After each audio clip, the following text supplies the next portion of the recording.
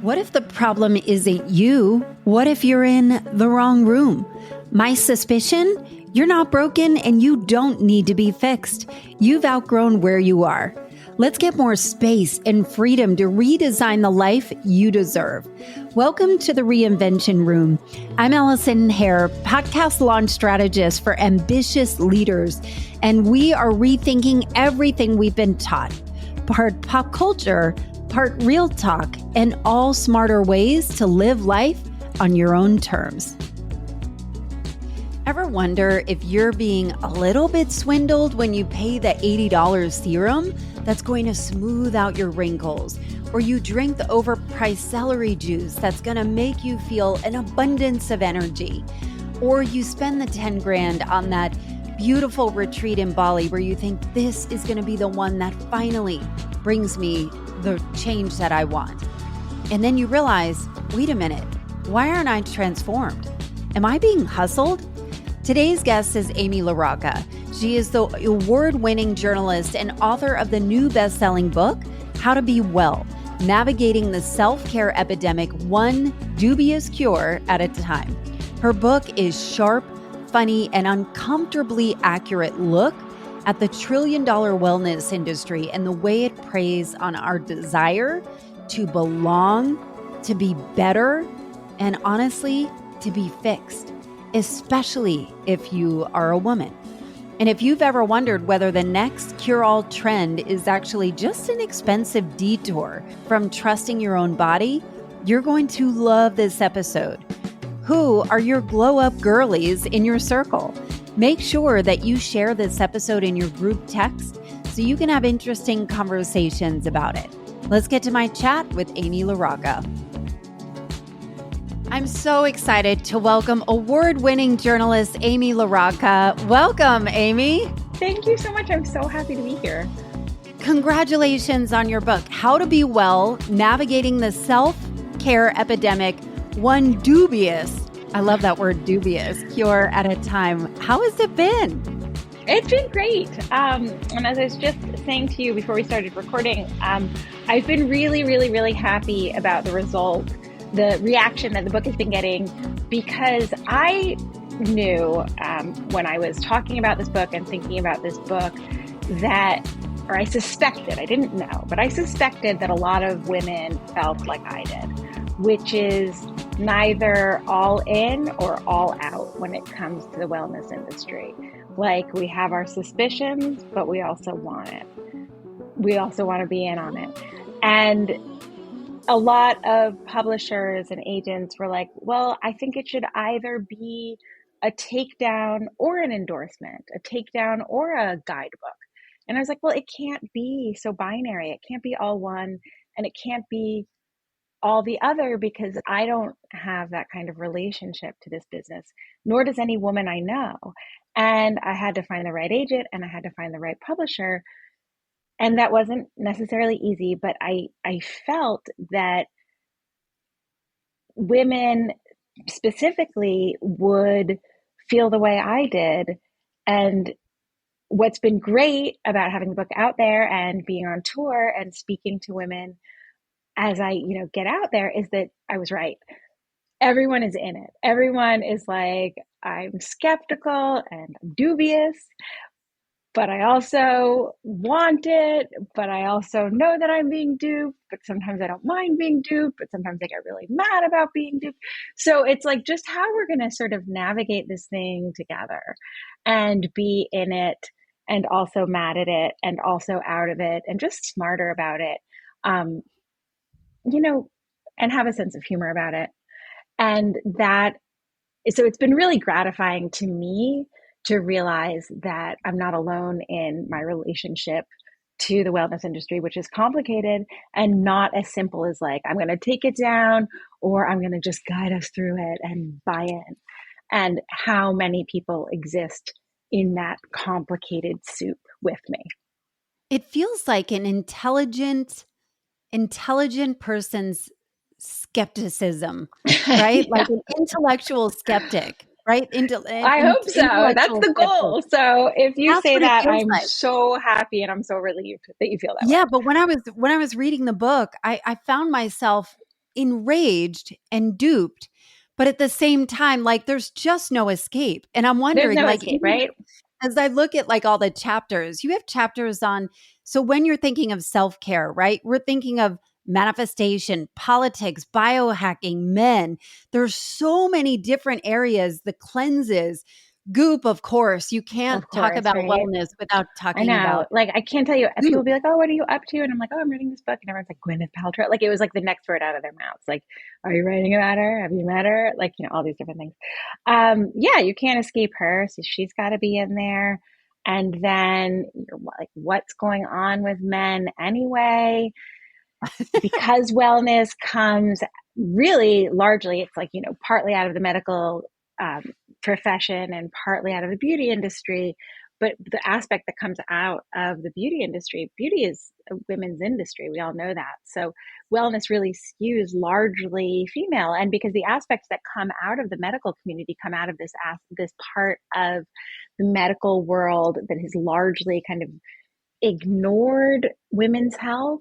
So again, that's going to skew largely female because the medical profession has overlooked, downplayed It's so women's medical contradictory. concerns. So like a lot of these things, like all of it creates a kind of perfect storm for the wellness industry to be very female. Women are always the ones in charge of the family's health, right? Women are the ones who look after the children's health, book the doctor's appointments, take the children, responsible for making the food choices in the household, usually.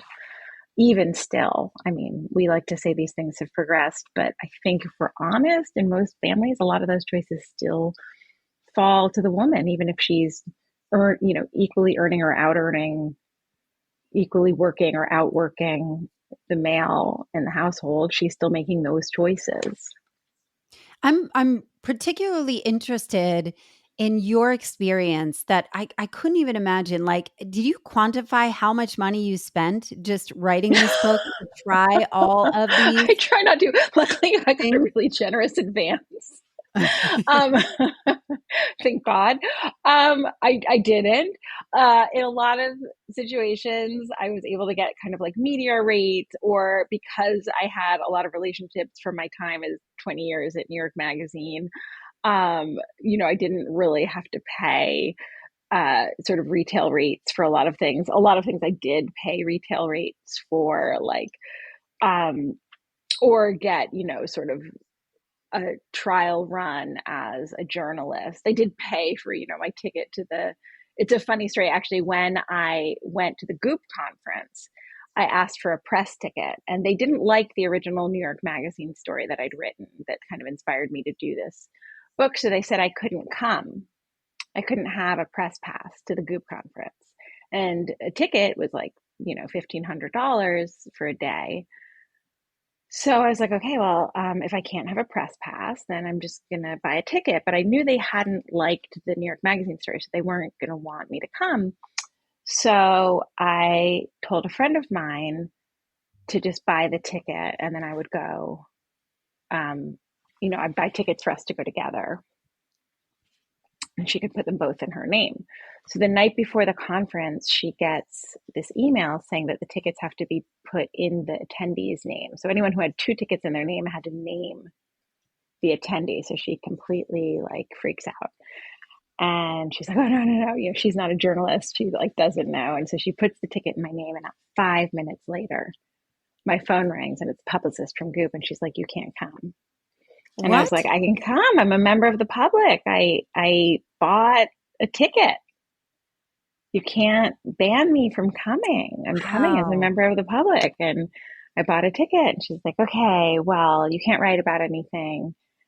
And I was like, I can. I mean, this is not a closed event. I mean, there's not an NDA. There's not, I can't reveal the names of the attendees, like, her private citizens, but this is not private and it's a public event. I bought a ticket. So then she totally reverses course and she's like, okay, well, then I'm going to make your schedule. because you couldn't choose what you're attending. So again, to That's this whole so thing. interesting. Yeah. She It totally almost wanted to sort feels of, like guilty, right? Like, it almost feels yeah. like it So she wanted to implies like that sort of there's something to decide be what I was hidden. going to. And then I think, I don't know if you've gotten to this part in the book, she wanted me to go to this psychic medium who communicates with the dead. And this was at a time in my life when I had just lost a very close friend who had actually died of AIDS. And it was like a Hmm. very unusual story. And he was a kind of prominent artist in New York. And it had been a very unusual story because in 20 at this time, like a lot of people weren't dying of AIDS because there's a lot of treatment, and it had gotten a lot of attention because why had this young prominent artist died of AIDS at a time when AIDS treatment was widely available? Of course, the story had gotten a lot of attention in a lot of publications, and he and I were often photographed together. I had sort of organized a tribute to him in New York Magazine, so our names were published a lot together. And so the group publicist organized for me to go to this psychic medium. And of course, what happened was the psychic medium was like, I'm going to pick out someone in the room, just anyone. Oh, you. Of course. Yeah. And then before I knew it, he was sort of like channeling, oh, you've lost someone. It wasn't a young person. I mean, it wasn't an old person. It was a young person. His death drew a lot of attention to a thing, and other people are going to learn from his death and the way he died. And it was like, oh my God, what's happening here? So it was like, first the publicist didn't want me to come. Then the publicist was like, you're going to come, but you're going to go to this event. And it was like this very weirdly manipulative thing. And I was really upset about it. Hmm. I felt really manipulated. And I was like, what, why is this is really dark. And so the next day I was taking my kids to school and I ran into this woman I know who works at the New York Times. And she was like, I was still sort of really like freaked out, like, why would they do this to me? Of course, I have no proof that this has happened. And she said, oh, we just had a story about psychics in the digital age. Call this woman. I called this woman and she debunks psychics. And she was sort of explaining how psychics often use social media to, when they have the list of people who are coming to their events, they'll look them up beforehand and they'll kind of do a little recon on them before their psychic session. And then I got into this kind of like rabbit hole about it. And it was like very telling about wellness in general, because I felt like I was there as a journalist and I felt really taken advantage of. But what if I'd been there as a paying and believing attendee? Would I have felt comforted if I had chosen to believe? If I had gone in there with like my receptors up, would I have felt comforted? And it was something I sort of wrestled with throughout the book. I felt annoyed because I was there as a journalist. But if I had gone there looking for comfort, and much does that apply to so many of these wellness protocols? So If you're out this there is so looking for comfort, fascinating. Yeah, this is so fascinating to me because I have this belief that um, the self-help or the personal development space is designed to keep us sick. And the yeah, way that looks like to me is that if I look at podcasts, if I look at Mel Robbins, Glennon Doyle, any of the self yeah, personal development, all the titles, and again, a lot of them are SEO optimized, how to of course. fix, this is Yeah, broken, something is wrong. And so like I love Mel Robbins. Like I could go listen to her podcast and go, I am anxiously attached. And I guess I do have emotionally immature parents. Like I didn't have these problems this morning, but now I'm like inventing now I problems do. that Yeah. they Oh, yeah. I see that. have a Yeah. perfect salve to fix. And so, I always say that, and even the reason why this podcast is called the Reinvention Room is because I believe people come to me in this show not broken or not needing to be fixed. They've just outgrown where they are and they need Mm-hmm. more room, right? And so I wonder, do you think that our addiction to wellness actually keeps us feeling like we're sick or broken, like a perpetually broken? Yeah, I mean, one of the things that I think about a lot is I was assigned a piece for Town and Country magazine at one point when I was working on the book. Um, it was like, oh, there's this new diet craze, right? Like it's always a new diet craze. And this one is called intuitive eating. And so I was like, sure, I'll take this assignment. It was this diet book that had come out in the 70s and it was enjoying like a kind of second life. And it was by these two nutritionists. And it was basically like, if I can sum up like some very, like interesting work by nutritionists, it was like, eat when you're hungry, stop when you're full. Was Yeah. Just was the groundbreaking diet. groundbreaking. Groundbreaking work, yeah. Eat what you're hungry for and stop eating it when you've had enough, right? And it was like, oh my God, this is like a revolutionary way of eating. Like, listen to your body's natural cues.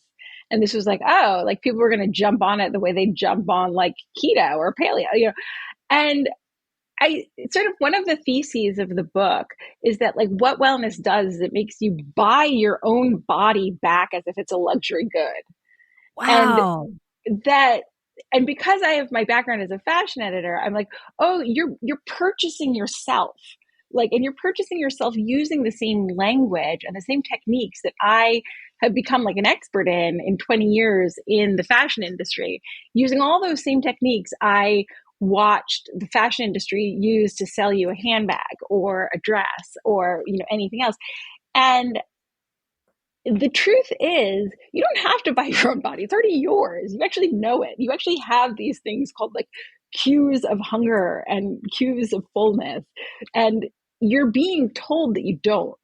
You're being told that like your body is actually a secret and someone else has the answer and that It's you so don't actually enraging. really know. And that was the sort of thing that I realized about this intuitive eating is like you actually don't need to buy a book to tell you to eat when you're hungry and stop when you're full. But because you've sort of been you've been told that like you don't know, you actually have to buy the secret, the answer to the riddle of your own self. But the truth is you don't. You actually know. But you're kind of conditioned by this industry to believe that you don't know and that there's riddles and secrets. Hey, it's Allison. Thanks for listening. My guest today, Amy, has written a book, and she knows that one of the most powerful ways to get this book into the hands of the people who need it is to be on podcasts. And that's what podcasts do best. They move people to think differently and act. So if a podcast has been sitting on your mind as an avenue to grow your influence, but you're not sure where to start, I'm offering a free clarity call. Let's get your message out of your head and into the world. Go to AllisonHair.com/free call. Your future audience is out there. Talk to them.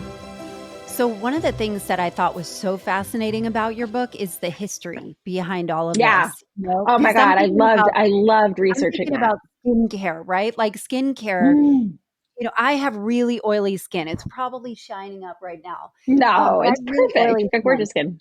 But like, there are 9-step Sephora, like there are Sephora kids, you Yeah. talked about writing this book for your daughters, right? Because Oh, you don't want them to 100%. grow up thinking this, but the Sephora No. kids they need a 9-step cleansing thing. So as somebody who has oily skin, I would get oil free. It would take away the oils, the astringent. Remember Stridex Oh, astringent, where it would Sea Breeze. Remember Sea Breeze? sea breeze, where it would rip off your face, but then it would overproduce because your body already knows how to clean Yeah, itself.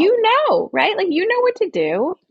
And like, I remember like, I was like listening to these women being like, oh my God, I'm on the 100 grams of protein a day thing.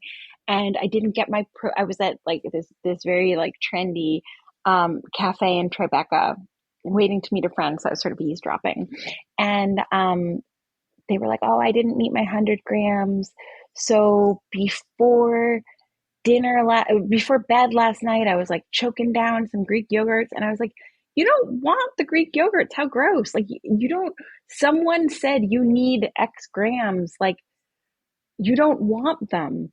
Why are you choking down like and feeling sick before you get into bed because a book told you you need X grams of protein? Like, no, no, like listen to your body, like look at your face and be like, does my face, I'm actually writing a piece right now about how like sometimes I don't wash my face before bed because I'm like, my skin, it feels like it would irritate it. Like everything feels fine. I wasn't sweaty today. I wasn't out much. I was writing all day in my room. I don't need to. I actually can tell that my face doesn't need to be Right. stripped and lathered again. Like it just needs to go to bed. So the idea is that you have been, the entire thing is kind of based on this idea of convincing particularly women, because as we've talked about, this is like directed at women, that you don't actually know, and that you have to rely on others to like convince you that you are a mystery to yourself and that other people have the answers. That's the like underlying, that the answers about you are secret and you have to pay other people to unlock them for you. The origin stories of these were insane, and I literally let out an audible gasp on the halitosis Oh, I one. know. So For the Edna, halitosis one, the ad was, this was for what was it for? Was it like breath or for Listerine. Yeah. Listerine?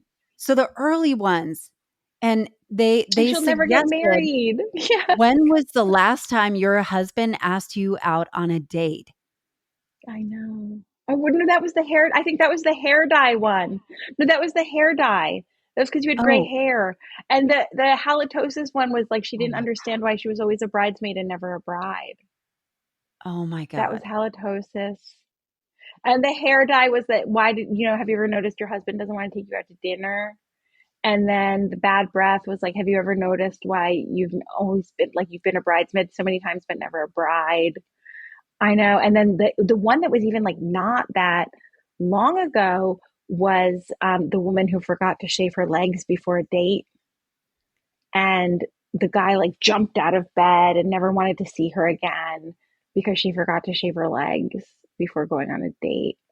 And he was Oh, just like revolted, and it was like she was like a gorilla, and it was like he was so disgusted. oh my And god. I know, The messaging is so it's so bad. And that one was like from like 2010 or something. That one wasn't even that long ago. um so yeah, I mean, it's so bad. It's like, you're disgusting, and if you don't buy these things, you're just going to be revolting. Like, you're going to be unmarried, your husband's going to want to leave you, you're never going to get another date. Like, your unchanged self, your natural self is revolting, is the message. And so we yeah, so of course. internalize this though.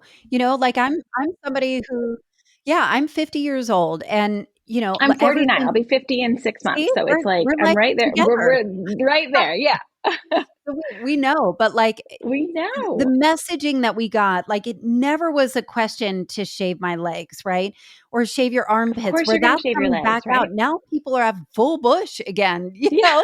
Yeah. And there was the time when Oh my God. everybody Yeah. was When I just worked at lasered off. Vogue, this like waxer would just come, and like we'd just get him to come to the office, and we'd take turns running into the fashion closet, and he'd just give us a quick wax in there. But I think there's something that you said.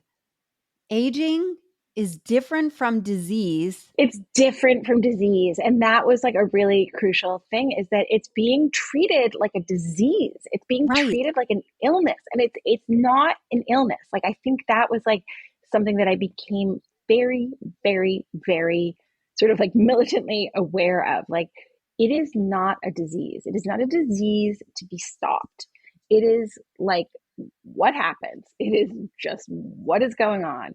Aging is not a disease. And I feel like if there's various things to take away from this book. And one of them is that growing old is a different thing than being ill.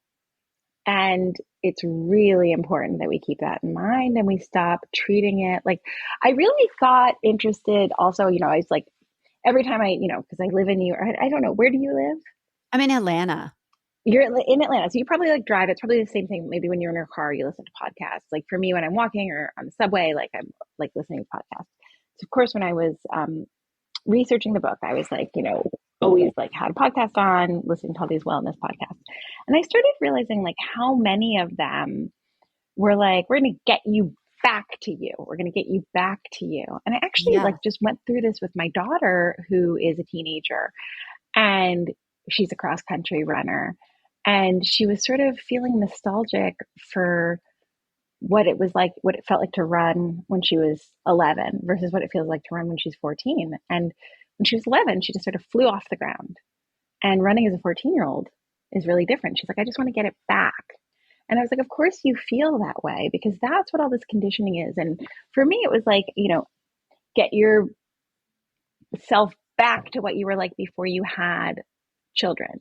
And now it's like as we approach menopause, it's like get yourself back to what you were like premenopausal.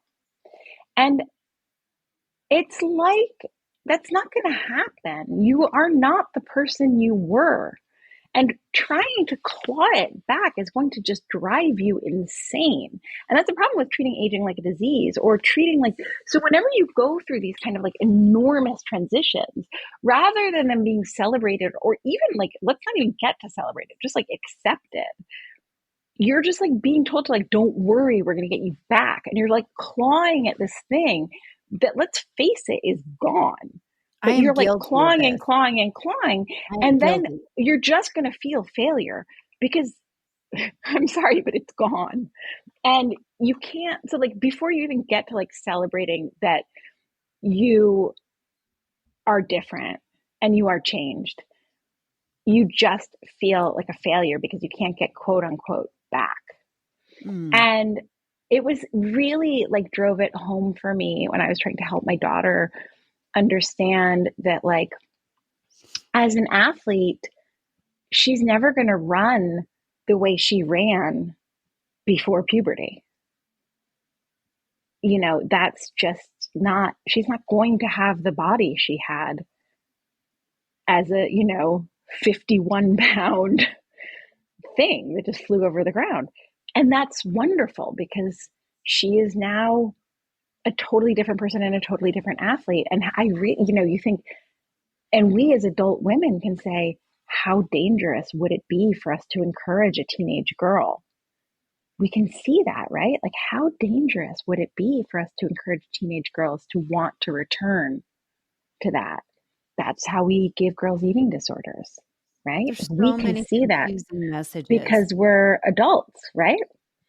But we can't see for ourselves how dangerous it is to tell our postpartum selves, don't worry, you'll get back, to tell our menopausal selves, don't worry, you'll get back.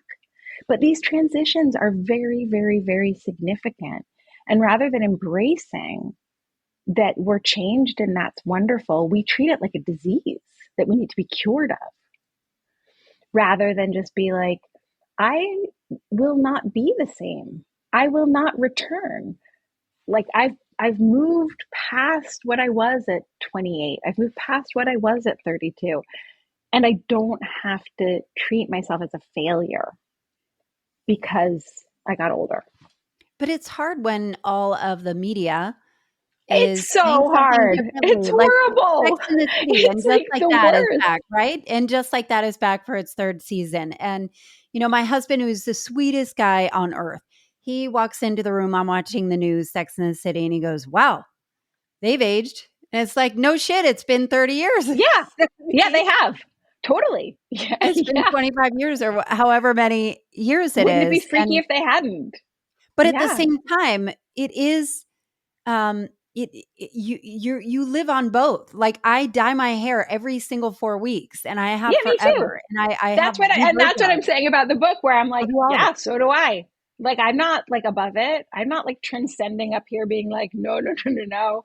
Yeah, I dye my hair. I'm like, going to the gym. Like, I'm doing, you still want to feel good. Like I totally, and like no part of me is here to say I have transcended above all of this. I am okay with it. Like I totally like it's so hard. It's just so hard. And I think the book is just to say like let's talk about it. Let's like see this. Let's call it out. Let's just name it. One of the themes that I noticed in your book that felt really profoundly kind of laid out is the need to belong. So whether it is cults like Peloton or Soul Cycle or CrossFit or wellness trends being part of that, beauty trends as well, it felt like there was such a deep need. On one hand, I hear of like the need for somebody to tell us what to do, how to get Yeah. better. And the other side is being part. Like now we're hearing a lot about Mar-a-Lago face, which is the latest beauty Yes. trend. Oh my God. Yeah. And I actually like when I was still at the magazine in like 2016, I wrote about like yellow hair, like the sort of Fox News hair, that like sort of yellow color that they all have on Fox. Yeah. And oh my God, they went crazy for me. They came after me like on, they go crazy for you. That's what happens if you question, like, I wrote about the Fox News hair color and oh my God, it's horrible. In a fashion issue. Ooh, it was terrible. But yeah, I think that so one of the things is like the kind of spirituality of wellness, right? Like so since World War II, like I think, and this comes as no surprise to anyone, the number of Americans who have a kind of organized religious association has just been like plummeting, right? Like since the end of World War II. So it's like Americans just don't go to church anymore. They don't go to temple anymore. They just don't do it. But it's not like those kind of yearnings for community and ritual and gathering have gone anywhere. And there's this weird thing that in kind of a sort of certain urban environments, which is where you get a lot of the fall off in organized religion, you see a lot of those elements replicating in these kind of boutique fitness settings. Hmm. And it's really fascinating. And you get the music, you get the charismatic leaders, you get the routinized gatherings, you get the rituals, you get the ecstatic movement that can accompany certain, like definitely can accompany certain kinds of religious gatherings historically. And you get the kind of preaching that you get about like belonging and community.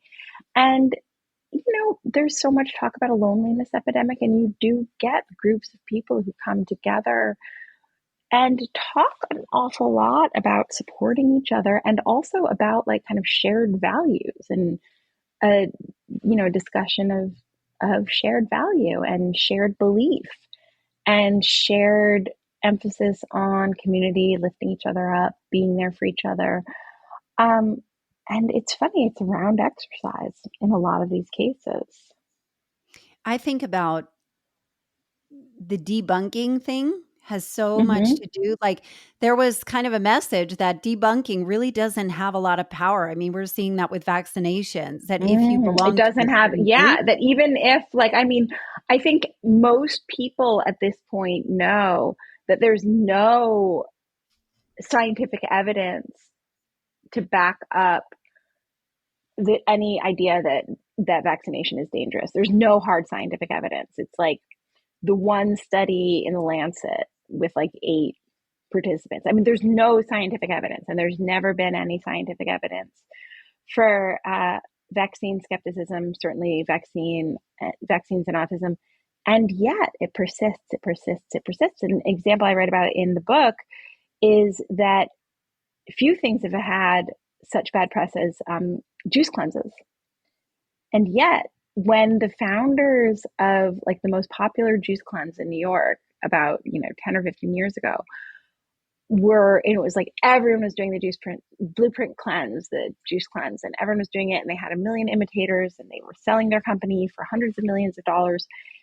And they'd be like, oh God, we got another piece of really bad press about the dangers of a juice cleanse. Let's like prepare. We're probably going to have a slow week. But they wouldn't, their orders would double because the desire to believe it is so strong. And also, I think like anything that is like going to help you lose weight will probably do well no matter what. Totally.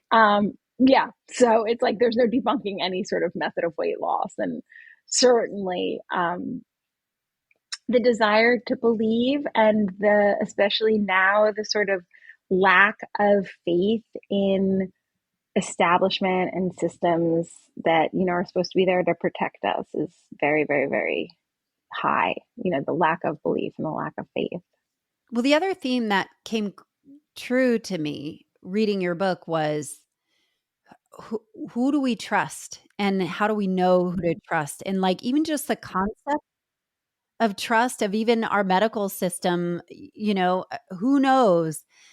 And even like the chronic illness chapter was really uh it was hard to listen to that one because I know so many people who struggle with chronic illness and every Yeah, it's MLM so hard. affiliate will come, you know, like you need this, it's going to cure your cancer, it's going to cure this, you need my, you know, my potion. It's so hard to know. And then it's especially like because there is a lot of truth to the fact that certain conditions and certain diseases that affect certain populations just haven't had the kind of research and funding that other diseases have. So you've got a lot of inequality in healthcare. So autoimmune disease is something that, like, you know, and now it's like all these diseases are like funding is just being stopped. So I think you're going to have a lot more of kind of, it's just this thing about like who to trust. It's like, you know, there was a report yesterday that there's a woman who is like 2 years away, she estimates, from having a sort of cure for tuberculosis, and her funding was just cut. Hmm. So you're going to have a lot of an increased thing where it's like very difficult to know who to trust, and you're going to have a big groundswell of so-called experts coming from alternative sources, and this kind of thing is just going to take off where you really don't know who to believe because the traditional pathways are just all sort of garbled right now. It's going Yeah. to give a lot of press, a lot of, it's going to just really pave the way for a lot of unqualified, you know, it's just going to be very hard to know who to trust. I think they call it this toxic uncertainty that's happening in Yeah. the culture. Like we really need to ground. And I'm wondering, as you've gone through this process, this must have been Yeah. so fun. Was there any specific topic? Like I noticed that manifestation has a really big chapter, and so does biohacking. Were there Oh, any of yeah. them that you particularly really enjoyed Oh, learning I about, or were enjoyed like, all of it. I mean, biohacking was so funny just because, I mean, they're so silly, and like it's just fun when you get the like really silly people, like, and even you your know. stories of like hooking yourself up to all of these Oh my God. trackers and knowing having Oh more God. data before I know. And before just you being have like, your I couldn't, like, coffee. some of them I couldn't even figure out. Like I was like, I had like the one that you blow into every morning. I couldn't like figure it out. I just like some of it I was just like, I don't want all this data. Um and the biohackers are so silly. Like Dave Asprey, you know, being like, I might want to get pregnant with more children when I'm in my 80s. And I was just like, what? You know, like, and believing it, like men who believe that they might want to like get pregnant when they're 85, and believing that Only a white they, man would say that, by the way. yes, I know. And be like, we're really being like, I like we have so successfully like hacked and changed society with, like, you know, what we can do with technology, that like how hard could this be? Like how hard could a body be? And it's like a body is really complicated. Like a body is not actually a machine. And that idea that, like, you know, and I guess like if you're one of these people who has changed society with technology, you're just like, what's a human body? Like, I can change that. Like, look at what we've done to culture in the past 50 years. Like, what's a body? Death is going to be optional. And just to see the world through that lens, to me, is just like, whoa, I'm that's I'm just.